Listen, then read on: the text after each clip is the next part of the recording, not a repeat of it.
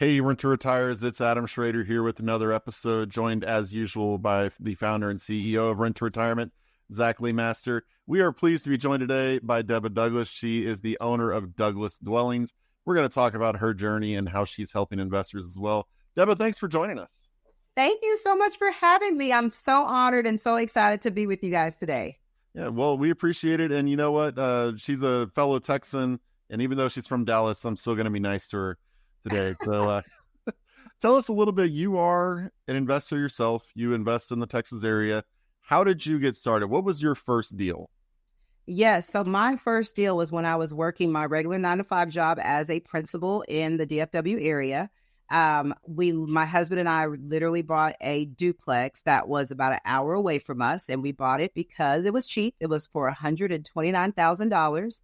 At that time, we were stuck with analysis paralysis, and we kept saying we're going to do it, and then we never did it. And then all of a sudden, I was like, we're just going to jump and let's just figure this out. And so it's kind of like we were trying to create and build our plane literally in the air. And that's literally what happened with us. We bought the property for $129,000. Our realtor was not the best, so we got no concessions, nothing. And the duplex appraised for $3,000 shy of what we had it under contract for. So we had to bring that $3,000 to the table as soon as we closed on that deal. I mean, I tell you what, maybe 30 minutes after closing, we were getting phone calls from both tenants on both sides saying, well, this isn't working and that isn't working and all these things, they're not working. And my husband and I both looked at each other like, well, what do we do? Like, what do we do? So immediately we got a property management company that helped us, and we started making a little bit of cash flow. I mean, I think our mortgage at the time was maybe around $1,300, and each side was paying $750, and that was about 5 years ago. Yeah. So, no offense, but principals and schools aren't who I consider to be the top selection for real estate investors. Like, you think of principals, you don't usually think of real estate investors. What got you into the investor mindset? So randomly in the summer as a principal, you only get like 3 weeks off compared to teachers. They get off 2 months. So I was just happened to be in our office, and I picked up the book, Rich Dad, Poor Dad. And I read that book literally within 3 hours. And I came back and told my husband, we have been doing life so wrong, and we need to stop everything that we're doing. And we're going to stop going out to eat. We're going to stop going on these trips. We're going to just stop it, save some money, and we're going to literally invest into real estate. And so that book shifted my mindset. I think it was always dormant, but it really just incentivized and just incited me on this is what we should be doing, because we were paying taxes like crazy. We were constantly feeling like we just don't make enough. But I'm like, we're not millionaires. Why are we still getting ourselves beat by the tax man, and we still can't live the life of our dreams?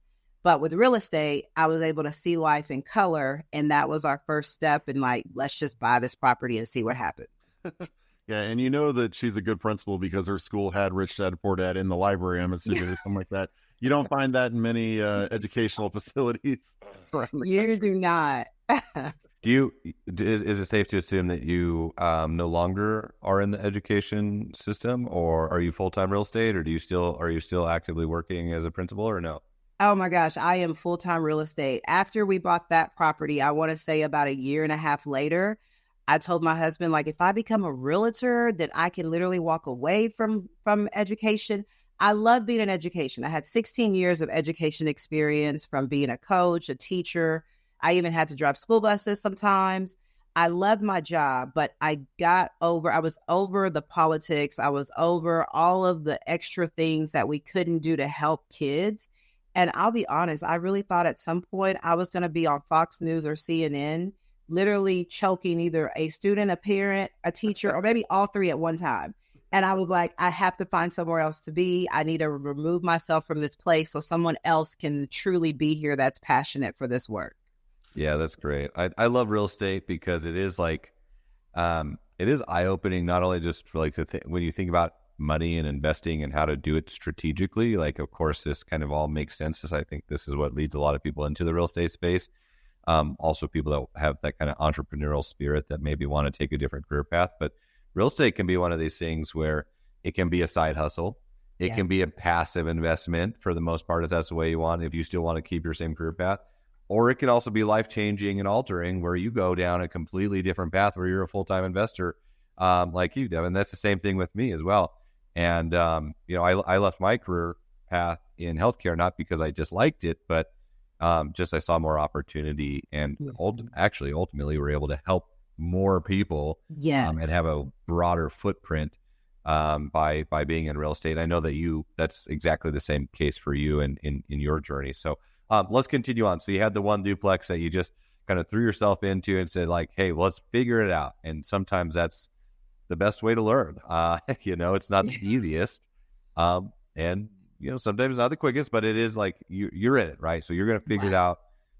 What happened next? What kept you in the real estate game since that first one was kind of a challenge? Because some people that could stop them, if they're trying to rehab a house or if they're trying to buy a rental and dealing with tenants, like, they could be one and done. So what's next? What kept you in the game? Yeah, so we did that and we had to bring 20% down. So that literally took a lot of our savings. And then at that point, I literally just dived into as much education opportunities I can have with real estate, going to real estate investment meetups, going to literally being on YouTube, listening to podcasts. I literally stopped listening to the radio and I would listen to the podcast or any podcast I could find about real estate investing. And it kind of was both listen to the podcast and then we would come back at night once the kids were asleep and talk about what we listened to that afternoon. And then we were like, okay, I think it's time we have to find a way to scale, but we can't scale with putting 20% down on every house. So let's think about other ways that we can do it. So I immediately dived into wholesaling because I feel like that's like the low hanging fruit when everyone tells you, oh, do wholesaling. That stuff is hard and that is overwhelming. It does take it takes a while to get that going. And then I was like, well, we could do the burn strategy. Like there's not that much money that has to come in. And if you buy it right, you can get most of your money back. And so we found a property that was in Fort Worth, again, another hour away from where we were, but we were looking for the deals that made sense based on our numbers. And we bought this deal for $65,000. We put in about $40,000 in it. And then it was supposedly with the realtor at the time. She said it was going to appraise for about $130,000. Well, it appraised for $103,000. So again, we're like, oh my gosh, we're upside down. And that was the moment. And I was doing this while I was still a principal. But this was the moment that I was like, I can do this. I can be a realtor and I can be one of those realtors that's not just forcing people to buy things because I need the commission. I want to make sure people buy things that make sense because I left another deal. I left $30,000 in the deal. But I'm like, if I become a realtor, my heart is going to be more thinking about the end game and not just thinking about my commission. So what lessons, I mean, you mentioned kind of listening to the realtor and not getting, your first realtor, didn't help you with any concessions. Your second one, obviously the ARV statement was dubious at best. So what did you learn about it in terms of helping you identify and make sure that your future purchases weren't going to put you behind the eight ball when you started? How did you grow in that respect? Yes, I had to take control of my business because I think I was leaning on a realtor because I thought they had the expertise and the knowledge more than I did. And so I leaned on to them in the MLS. And at that time, I thought this MLS was this big shiny object that had all the gifts and all the answers. And so I had to learn how to analyze my deals by myself. And I had to learn that I have to be confident in what I'm saying the deals are and not depend on a realtor that really doesn't know my end game and know my end strategy of what I'm doing. And so me taking more control and onus of the business, that helped me more. So I immediately got my real estate license. I was able to get my license while I was still a principal. So literally while kids were coming in my office, I was having the online course go on in the background and kind of doing it simultaneously. And then once I became a realtor, I was able to get into the MLS, really understand what deals I'm looking for based on how I was purchasing. And I was purchasing at the time with a hard money lender. So I had to make sure all the numbers made sense based on their terms and agreements. Yeah, you definitely a little bit of education from the school of hard knocks of just doing it, right? And I've certainly been there as well. I mean, a lot of our investors, I think, when they're looking at buying turnkey, they're wanting to tap into like an immediate team where we've kind of already vetted out a lot of these things for them. But I mean, this just goes back to I think there's a lot of different ways you can build a successful real estate portfolio and business, but man, having the right people on your team is really important. Yeah. And in addition to that, you ultimately need to be responsible for running your own numbers and due diligence. This is your portfolio. This is your money. You need to be certain about like what you're investing, but you can have some confidence and trust in having the right people if you make sure that they're the right people. We talk about this all the time of like, hey, if I'm even talking to whatever, a lender, a real estate, or just a general, a CPA or attorney, if I'm going to set up an LLC, whatever the case is, the first question I ask him is, do you personally own real estate, right? And like, I take recommendations from people first, and then I narrow down from those recommendations of the people that I want to work with. And I make sure that my goals are well understood by them and that they're the right people that can help me accomplish that. We all know that, I mean, realtors, there's a ton of them out there, right? And it's relatively easy to become a real estate agent out there. So man, just be cautious if you're just jumping to the MLS, right? That is a feeding frenzy with a lot of inexperienced people, a lot of people that just aren't investors. I mean, would you agree with that? I mean, you have to add to that? Absolutely. And I wish I would have known that you need to ask the realtor, do they own any real estate investments? What is their wheelhouse, like of their knowledge? Because now that I am a realtor and I've been a realtor for 5 years, I'm realizing I'm kind of more the unicorn in my real estate realm where I'm like, I know how to do an investment. I know how to help a first-time home buyer. I know how to sell a house. But the investment piece, that's something that most realtors don't know and don't understand because that's not really taught in becoming a realtor. Yeah, that's absolutely correct. So, I mean, it's not like we're poo-pooing on realtors, right? I'm a broker.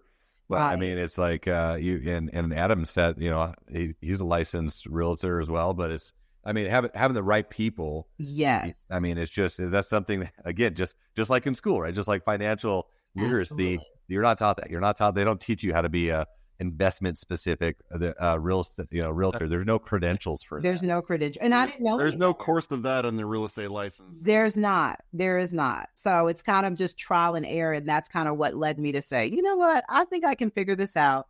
And now being a realtor, I'm very intentional with my clients, regardless if it's a investment client or even just a regular client looking for retail. I will tell them we're going to look at the house. And there may be times where I may recommend we may not buy this house, but I'm going to give you reasons why. And I'm going to be more willing to give you the reasons why not to than to, because I know what that feels like when someone bamboozles you or tells you it's a good deal. And then 2 years later, you're like, why did they let me buy this house? They should have known. And you don't know, but I've had to learn the hard way. So I want to be very cautious to help the next person. And that's so, and you've seen this from both sides, but it's so short-sighted to just get someone into a deal and like, hey, good luck. Like, I love working with investors because I know that, I mean, we don't work with any retail. I don't know if you do or not, but we all work with retail clients, but we work with investors because we know if we can spend the time to build rapport with them, help them build a plan, a strategy, and do everything we possibly can, even though we're not in control of the investment, but do everything we possibly can to set them up for success, they're going to come back and buy many more properties, right? Absolutely. Most of our investors own over 10 doors. Yeah. And so that means that they're going to be, I mean, that is good. That is like beneficial for us, for our business if they're a repeat investor. Absolutely. Well, we got to set them up for success, right? So I think if you can cater to investor clients and serve them well and know what you're doing, then, I mean, that's a really cool business model. But I want to hear, Deb, a little bit more about just like, okay, we're into 2024 now. We went through some kind of dynamic, well, I mean, we could say this for a long time, right? Dynamic past 4 or 5 years, but certainly past dynamic a couple of years in the interest rate world, like, and we see kind of have this light at the end of the tunnel. A lot of people anticipated corrections. That didn't happen. We have inventory shortages. And I know you mainly focus on the Texas market, but what are you seeing in general? What's your crystal ball say for the next 1 to 2 years, and where is there opportunity? You know what? I am really seeing that most people now are ready to buy. Like, I think the last 6 months or maybe 8 months ago, people were looking and just focusing on the interest rates. And now that I think people have gotten accustomed to the interest rates, even though they have dropped significantly in the last 2 months or so. Yeah. But I think the crystal ball is we're going to slowly get back to stabilizing, because 3 years ago, the price was just ridiculous. People were putting offers $50,000, $60,000 over asking. avoiding the appraisal. I mean, they don't care about anything. And now I think now we're stabilizing. Now I do think that there is a pocket of people that may be renters forever because of how the market has increased. And even though it's stabilizing, I don't think it's going to ever drop that low again. So I do feel like there's still an opportunity for investors. You just have to buy it right, especially if you're a BRRRR investor where you're buying and holding. You're having to really look at your interest rates, and maybe it may be something you think about when you're trying to put the house under your LLC or your personal name. You may want to really think about that and maybe talk with your lender about penalties, prepayment penalties. I know some of the loans that I have do have a prepayment penalty. And so those type of loans I want to shy away from right now while the interest rates are still kind of high for buy and hold. But I think at any market you can find deals. Even when the market was tough last year, I was still able to buy 10 properties. But you just have to buy it right. I think I'm starting to see an influx of subject to and people assuming loans. I kind of shy away from those, but I do think that is the influx. But I think by the middle or maybe second quarter, we'll probably start seeing a decline in those. So I want to hop back just a second because people heard about your two first deals that didn't go well. Tell us your first big success story so we can show people that, good things do happen with real estate. Yes. So I want to say my third deal was a success story that I was like, I am hooked. I am ready to quit everything I've ever thought was right. And this is the way to do it. So we ended up buying a duplex, off-market duplex from a wholesaler that they had it listed for like 187. But because so many people were swarming to that particular area, we were able to get it under contract for 197. Both sides of the duplex were 2 bedrooms, 1.5 bath, but they had 2 large separate living rooms. So I told my handyman, at that time we were using handymans because we didn't really know that, hey, there's real contractors out there. So I told my handyman, I was like, can we put a wall up, put a closet in here, there's already a window, and make that into a room? And he was like, yeah, let's do it. And then I said, well, in the back room, that's a half bath, let's expand that and put a stand-up shower. So now I have a 3-bedroom, 2-bath duplex. So we did that to both sides. I spent about $35,000 on the rehab because it didn't need a lot of work. It was just making everything pretty again and cleaning it up. So originally that house was supposed to appraise for like $320 based on it still being a 2, 1.5 on each side. But because we added value, that duplex appraised for $450,000. And so when I did my cash out refinance, we were able to make back another $60,000 on top of what I put in the deal. So that was literally the home run. I still have that duplex. I probably will have that duplex forever. And that's what made me say, I love real estate and I'm going to do everything I can to learn more about real estate. Yeah, that sounds like a drop the bat, put your hands in the air, walk around the bases type. Yes, type deal right definitely there. a home run. Definitely a home run. Which they don't all have to be, right? But the No. thing is sometimes you get those. Sometimes you have those home runs that happen over time, where you don't have to do a forced appreciation. Yes. Put your sweat equity into it. But that's just the nature of real estate. And then sometimes you have ones that are duds. But you over time, I think sometimes I'm curious to hear your opinion on this because I feel like even the deals that are challenges for like 1 or 2 years and like they can actually end up being home runs eventually too, but it's just like time is one of the biggest things, which a lot of people are impatient, but that's a beautiful thing. If you just hold things long enough, like I've had properties that have been a little bit of a nightmare or negative cash flow for multiple years, but I've held on to them because I know that they're in good locations and that just the appreciation and the tax play and all these other things like, and the debt on it like that will counteract any negative cash flow I encounter. So, I mean, with those first 2 deals, did you hold those for a while? Do you have any of these ugly duckling stories where they turn out to be, great deals over time or? Yes. So those first 2 deals, I still own those deals. And now I'm cash flowing like crazy on both of those deals. And it just took some time. The duplex that I bought at the time, both tenants were paying $750 each. Now we've done minor updates, nothing too crazy. And now each side is giving us like $1,450 on each side. And we didn't have to add rooms. It's just the area has appreciated so much over time. Even the other house that we bought that it didn't appraise on ideally what we wanted to appraise for, that neighborhood in that area is now worth over $250,000. So there is money there that we could use, but we kind of like the cash flow. The mortgage on that is like maybe $750, and we're getting close to $2,000 a month. So I'm always a believer, even if it's not a good deal in the beginning, just buy something. Because when you buy something, it changes your mindset. It makes you understand now you're the owner. Now you're really changing the community around you.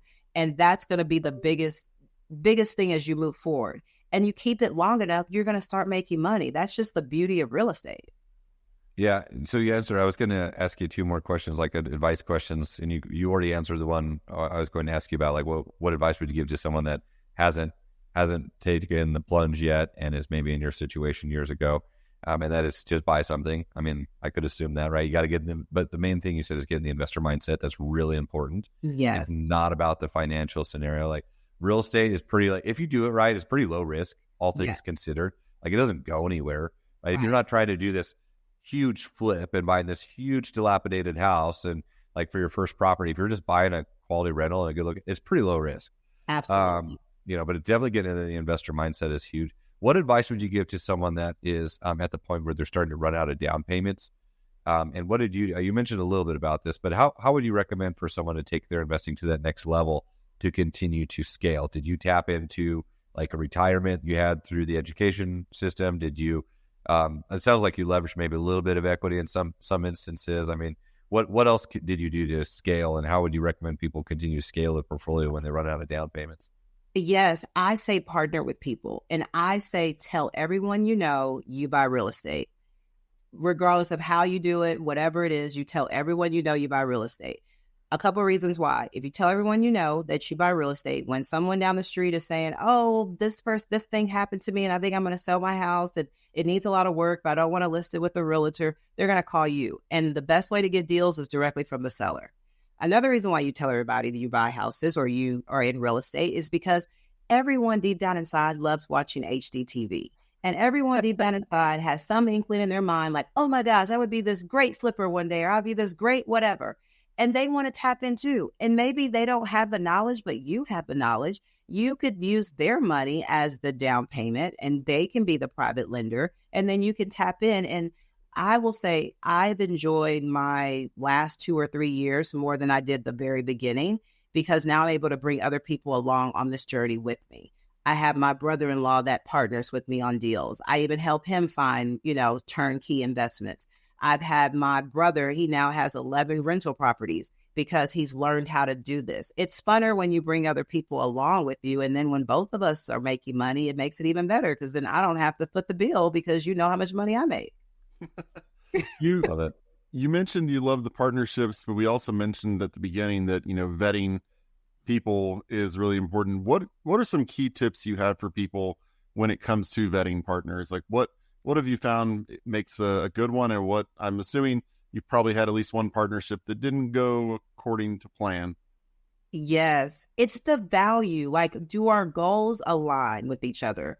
Like, yes, we like to make money, but is that literally what we're after? Or are we after the bigger picture of we're all changing the community around where we live? So I want to make sure that people are God-fearing, that they understand that, hey, it's a risk, but we're going to go through it together and we're going to have open communication throughout this entire process. And I want to know the heart of the person, because one thing I have learned by doing a deal with someone and we didn't really have our values in alignment, I told my husband the other day, I was like, I think the deal went bad because they're so greedy about the money and that's the only thing they're focusing on. And I think it kind of sabotaged and changed the manifestation of the house because of their underlying greed of, like, we had an offer and they didn't want to accept it because they came back 10,000 less. I'm like, this market is this market. Let's just get this house over with and move on. But it's really just understanding people's temperament and what their true value. Absolutely. So what are you doing nowadays? I mean, you mentioned kind of what you've been doing, but I know you're helping investors out as well, and helping people grow, bringing them along with you. So other than just partnering with people, tell our listeners what you're doing to bring people along. Yes. So when I first left my education career back in October 2018, I literally documented everything on social media and I shared all my ups, downs, everything in the middle. And by doing that, I literally had a following of people that were just following me around. And then it got to the point where people were reaching out and asking me, hey, can I pick your brain? I see that you're doing this. I really want to learn how to do it. And because there's only 24 hours in a day and I have 3 kids and I have a husband and I have a lot going on, I decided to create a course where I can streamline and create an online modules where people can go through. I meet with them weekly to kind of go over the modules. And then I've created a real estate team around my course where these other individuals that work with me understand the process of being an investor because they also are investors. And so we are there to help our clients analyze the deals because I want them to understand how to find a deal.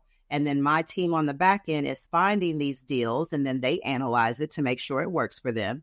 And then if they need help with finding contractors, we give them contractors that they can vet and go with or without. During the rehab process, which is where it makes or breaks the deal, one of my team members will be there and meet with them every other week and see kind of the process. And if we need to step in, we will. And then at the end, my team will turn around and list it for them and guide them through that entire process. And they make their commission. And I mean, they make their profits. And then we come back and reflect on what was good, what was ugly, what will we do differently. And then we come up with a true strategy for them to scale if that's what they want to do. And this is Dallas, right? They're This focusing is in on Dallas, yes. Yeah. So what's the biggest mistake you find investors make in terms of vetting deals? Like you mentioned, kind of helping them vet out deals. Is there one thing you've noticed where you're continually having to harp on people, either do this or for the love of all that's good, stop doing that? Stop getting emotionally attached to the house. It's not an emotion. It's literally we follow numbers. And that's why I like working with investors. And so I have a lot of new mentees or new investors that are just like, but the house is so pretty or the house is so cute. I don't care about how cute or ugly. I'm following numbers and that's what we follow. And the other thing would be over improving the house. You're not living there. And that's something I literally tell them every call. You are not living there. So what we're going to do and what I've done is instead of us saying, well, these are the things we're going to put into the house, the finish outs, what we do, we print out the comp that we're aiming for. And we print those out. We print out all the pictures. And while they're going through the rehab process, we post those pictures up in that house. So that every time you're walking in that house, before you say, well, I don't have this in my house, I need to add it to this house. No, we're following the comps. Does the comps have the washer and dryer inside the house or is it in the garage? That's what we're going to do. Whatever it is on the comp, that's what we're following. Because I feel like some investors may put more than they need into the house and you really won't get that back if the comps are not supporting it. But that custom tile work just looks so good. Everybody's going to love it. On the flip side of that, Devil, what would you say? And you can't answer the same about being emotionally involved on this one, but what character trait would you say, or what do you see in people that are successful in the real estate industry that other people lack? They are problem solvers. They will figure it out. Like they're not waiting for someone to tell them it's okay to do it, or they're not waiting for to get this big green light. They trust themselves, they trust their instinct, and they're real owners and real bosses. I think that's something I talk to my mentees about that have worked in a 9-to-5 job. So there's a boss or there's, that hierarchy of, chain of command. But in this world, I mean, the buck stops at you. You have to tell the contractors what you expect from them. And if they don't meet those, then you have to have those those tough conversations with them. That's the biggest thing. You have to grow into this leader. Yeah, absolutely. So what's next for you? You've got your Texas investing going. We were talking beforehand. You mentioned kind of getting outside of Texas, but what's the next step for you, both in terms of, you're helping people, but also as a real estate investor, what are you growing into? Yes. So I'm actually growing into becoming a builder. I am building my second house that is an inland lot that I picked up in Fort Worth again, another hour and a half drive to the destination. But I was able to pick up these 2 lots. I built a house last year and I turned that into a rental property. I'm building another house right next door that will be a rental property. I actually like building better than doing rehabs because at least I know exactly what's going to happen to the house. It's not going to be this, we found this in the plumbing or, so I like the building. I like continuing to help people. I think I'm working on streamlining the course a little bit more so that I can invite more people that I can help at one time. And then I enjoy picking up properties. Like I really enjoy buying something that's distressed and finding new ways to make it beautiful in the community. Yeah, we love new construction. Adam can attest. And one thing we found that was like, man, just there's I don't know. I've been down this path too, trying to rehab and do a lot of flipping properties, and I did for a long time, and wholesaling and all the above. But I just found over time too that, man, it's so much easier to buy a new construction house or build one in a good area where you let the market do all the hard work for you. Yes. Right. And yes. there's risk and speculation and everything. But man, my best deals have been buying new construction that are already built. Like I'm not even doing the ground up on it, but just in growing areas. And then looking at those compared to like some of the flips over 1 to 2 years, it's like just being in the right location, in the right market. Yes. Shoot, that did all the value add for me. Absolutely. So I'm thinking now where I'm at, I'm more focusing on how can I acquire more land and how can I slowly start building, and even looking, because right now we have a couple of properties that have appreciated significantly that we're like, okay, let's level up. Maybe we buy some duplexes. Let's do something different. And I would love if they could be new construction, because then the maintenance is going to be little to nothing for the first 3 to 4 years. Yeah. Well, fantastic. Well, Deba, thank you so much for joining us today. The website is douglasdwellings.com. That's douglasdwellings.com. Tell people a little bit about what they're going to see there. Yeah. So if you have a property that you want to offload, you can put it in there at Douglas Dwellings. If you're looking for a mentor, or if you want to connect with me one-on-one, anything you need when it comes to real estate investing, I'm literally an open book. I want to help more people understand the value of real estate. And it's not waiting to buy real estate. It is buying real estate, then waiting. Yep, absolutely. Well, thank you so much. Really appreciate it. If you want to see her properties, check them out there. If you want to see some of the new builds that Zach is so excited about, and so am I, you can head over to renttoretirement.com and see the inventory we have there. Schedule a time to talk with us. And as usual, if you have any questions that you want us to address on future episodes, email them to podcasts@renttoretirement.com. That's podcasts@renttoretirement.com. Really appreciate the time you spent educating yourselves today. Talk to you on the next episode. Thanks for watching the Rent to Retirement YouTube channel. Check out some of our other videos, like this one, or this one here.